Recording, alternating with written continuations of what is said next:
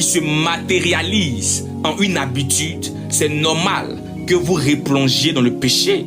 Quand vous prenez la décision d'arrêter, remarquez bien, il y a un combat qui se fait entre ta conscience et ton inconscience.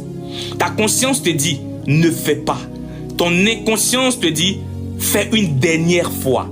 Je prends un exemple sur la citation de René Descartes qui dit, j'ai connu de là que j'étais une substance dont toutes les sens ou la nature n'est que de pensée. Pour dire que la pensée est ce qui définit un être humain. Mais si tu nourris ton esprit avec des pensées impures, ne sois pas surpris que l'inconscient finit par devenir un obstacle à ta conscience.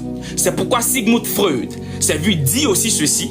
L'inconscient est le psychique lui-même et son essentielle réalité. Le moi n'est pas maître dans sa propre maison. Ce qui veut dire, c'est ta conscience ou tes pensées qui donnent la force à l'inconscient de vous dominer. Mais sur le plan spirituel, l'inconscient c'est la chair et la conscience c'est l'esprit. C'est un combat entre la chair et l'esprit.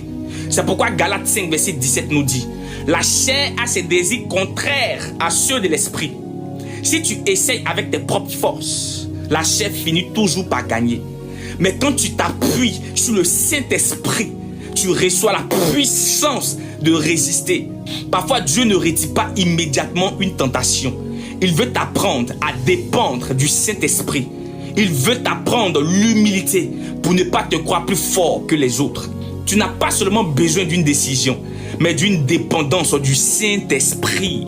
Parce que l'ennemi utilise la culpabilité et il t'accuse. Au point où, quand tu tombes, Satan te souffle une voix à l'oreille du genre, tu vois, tu n'y arriveras jamais. Tu es trop faible. Tu as fait. Est-ce que ça t'a tué? Personne n'est parfait. T'inquiète pas. Si tu es maître ou maîtresse de ton corps, alors pourquoi tu luttes dans ton propre corps pour dire qu'à la table du diable, nul n'est maître de son destin? Je veux dire à quelqu'un, tant que tu écouteras la voix de la culpabilité, tu resteras prisonnier ou prisonnière. Il faut au contraire écouter la voix de la grâce, car il n'y a plus de condamnation pour ceux qui sont en Jésus-Christ. Mais pour ça, il faut les armes spirituelles pour les vaincre, pour vaincre ta chair. Tu te poseras forcément la question de savoir quelles sont ces armes spirituelles. Je te les donne aujourd'hui. La première chose à faire quand tu entres tous les jours dans la présence de Dieu, tu dois d'abord lui confesser tes péchés avec un cœur sincère. Ne cache pas une faute, expose tout à Dieu. 2. Tu dois jeûner et prier pour crucifier la puissance de la chair.